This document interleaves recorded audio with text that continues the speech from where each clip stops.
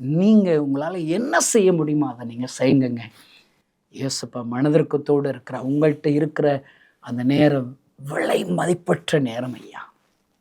அந்த டிவிக்கு கொடுக்குற நேரம், செல்ஃபோனுக்கு கொடுக்குற நேரம். ஒருவேளை இந்த செய்தி கேட்குற நீங்கள் ஆண்டவர்கிட்ட ஒரு பொருத்தனை பண்ணுங்க. என்னால் என்றபடி கிராமங்களுக்காக, கிராமங்கள் இயேசுவை அறிவதற்கு என்னுடைய பங்களிப்பை நான் தொடரப்போகிறேன். கிராமங்களில் இருக்கிற ஜனங்களுக்காக கண்ணீரோடு அழுது கொண்டு இருக்கிறாரே, அவருடைய கண்ணீரை துடைக்கும்படி என்னுடைய பங்களிப்பை நான் தரப்போகிறேன். நீங்கள் உங்களை ஒப்பு கொடுத்து பாருங்க ஐயா. அவர் கண்ணீரை நீங்கள் தொடச்சிங்கன்னா அவர் உங்கள் கண்ணீரை துடைப்பார். இங்கே சிறுபையனுடைய அர்ப்பணிப்பு. ஆயிரக்கணக்கான ஜனங்கள் சாப்பிட்டு திருப்தி அடைகிறாங்க.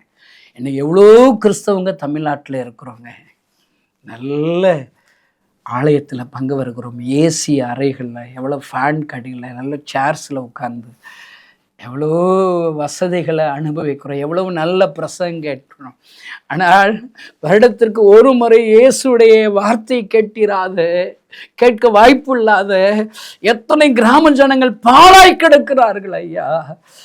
அவர்களும் ரட்சிக்கப்பட வேண்டும் தானே? அவர்களுக்காக ஆண்டவர் ரத்தம் சிந்தினார் தானே? அவர்களுக்காக என் ஆண்டவர் கண்ணீர் வடிக்கிறார் தானே? நீ என்ன செய்ய போகிறாய்?